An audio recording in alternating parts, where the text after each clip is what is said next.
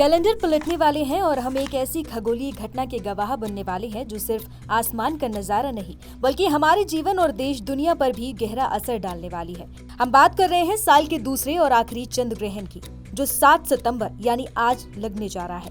ये सिर्फ एक ग्रहण नहीं बल्कि कई रहस्यों और प्रभावों को अपने साथ लेकर आ रहा है। तो चलिए इस 3 घंटे 28 मिनट के अद्भुत लेकिन शक्तिशाली खगोलीय खेल के बारे में सब कुछ जानते हैं।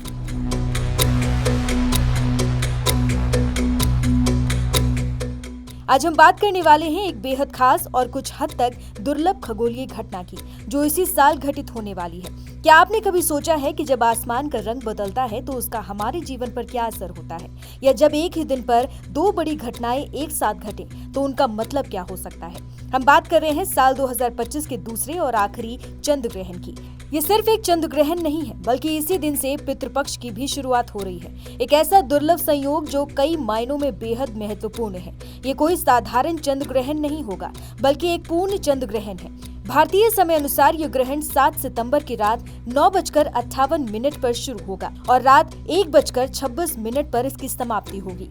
इस बीच रात 11:42 पर आसमान में आपको पूर्ण चंद्र ग्रहण का अद्भुत नजारा देखने को मिलेगा, जिसे वैज्ञानिक ब्लड मून भी कहते हैं। कल्पना कीजिए, चांद लाल रंग का दिखेगा। बता दें कि भारत में आज यानी रविवार को साल का दूसरा और आखिरी चंद्र ग्रहण लगेगा। ये पूर्ण ग्रहण यानी ब्लड मून होगा और इसे पूरे देश में कहीं से भी देखा जा सकेगा।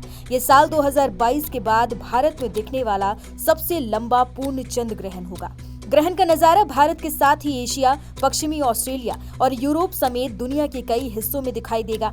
एक्सपर्ट्स के अनुसार एशिया और ऑस्ट्रेलिया में लोग सबसे शानदार दृश्य देख पाएंगे, क्योंकि वहां ग्रहण के समय चांद आसमान में ऊंचाई पर होगा। यूरोप और अफ्रीका में लोग इसे चांद निकलते समय थोड़े समय के लिए देख पाएंगे। अब बात करते हैं इसके सबसे महत्वपूर्ण पहलू की, सूतक काल की। ज्योतिषीय मान्यताओं के अनुसार सूतक काल ग्रहण से 9 घंटे पहले ही शुरू हो जाता है, यानी 7 सितंबर को दोपहर 12:57 पर यह सूतक काल शुरू हो चुका है और ग्रहण के साथ ही समाप्त होगा। सूतक काल को शुभ नहीं माना जाता है, इसलिए इस दौरान कुछ सावधानियां बरतनी होंगी, जैसे देवी देवताओं की मूर्तियों को छूने या कोई भी शुभ कार्य करने से बचें। भोजन करना, सोना और पूजा पाठ वर्जित होता है। गर्भवती महिलाएं विशेष ध्यान रखें, उन्हें सोना और चाकू का प्रयोग नहीं करना चाहिए। मंदिरों के कपाट बंद कर दिए जाते हैं, लेकिन इसका मतलब ये नहीं ये समय बेकार है, बल्कि ये समय मंत्रों का जाप करने, रामचरितमानस या किसी भी स्रोत का पाठ करने के लिए बहुत शुभ होता है। भगवान शिव के मंत्रों का जाप आपको नकारात्मक प्रभावों से बचा सकता है। और हाँ, बचे हुए खाने में तुलसी दल डालना ना भूलें, इससे भोजन शुद्ध रहता है।